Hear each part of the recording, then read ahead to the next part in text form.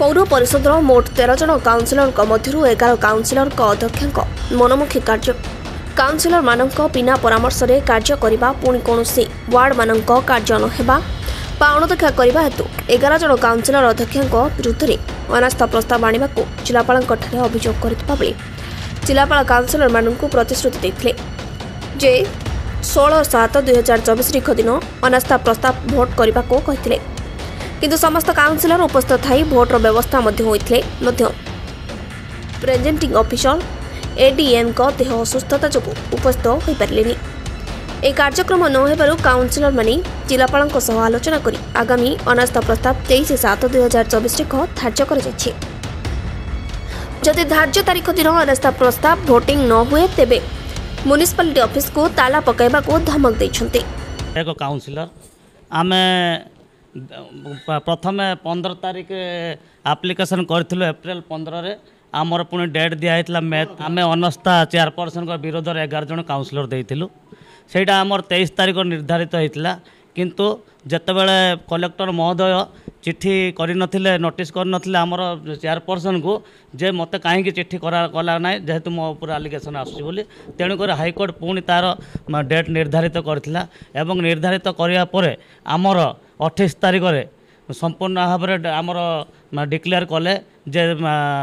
तुमर 19 तारीख दिन डेट फिक्स हम बोली आमको पुणी चिट्ठी करते आम 10 तारीख 19 तारीख दिन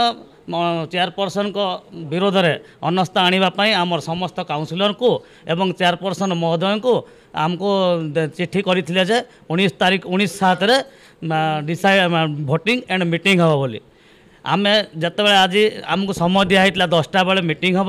एवं 12टा बेले भोटिंग हम एवं घंटे बेले गणति हम बोली आमको समय निर्धारित कराइला आम जिते आज आसी समान 10टा को 5 मिनट था आम 10टा पूर्व ये पहुँचीचु 11:45 पर्यंत अपेक्षा कलापर आमको कहीं आसी नथिले तो किसी समय पर उपजिलापाल तहसीलदार एवं आमर ईओ आसते आउ जिते बड़े आम कहलु मीटिंग आ भोटिंग से को आमको कहले उपजिलापाल महोदय कहले मते सार अथराइज करना सार अथराइज करते एडीएम को सी जेहेतु अनुपस्थित बा छुट्टी अच्छा एणु मते कहते से बुझासुझा कर आ 3 दिन कि 4 दिन घुंचेबा बोली आमको से कहते आम से कथा राजी हो नथिलु एवं उपजिलापाल महोदय को आम अटकई रखी आज मर्माहत भाव में जो अवहेला कर प्रशासन जो आमको हैरान कर तेणुक संपूर्ण प्रशासन दायी आ कहार इंगित जो काम काउनसिलर को अवहेला कर आम समस्त काउनसिलर दुखित आम केवे से चेयरपर्सन विरोध चेयरपर्सन सपक्ष चली पारू ना सी गोटे दुर्नीतिग्रस्त चेयरपर्सन तेणुक सी बहुत अन्याय अत्याचार कर सब काउनसिलर प्रति अवहेला करेणु केमी चलो जदि आमको 23 तारीख पर्यंत कहते आम शुणीच बर्तमान पर्यटन नोटिस देना जदि 23 तारीख दिन न हुए ताले अनिर्दिष्ट काल म्युनिसिपालिटी ठप रफाई कम ठू आरंभिक डेभलपमेंट कम सब जिन बंद रही आम काउनसिलर मान प्रतिश्रुति नहीं।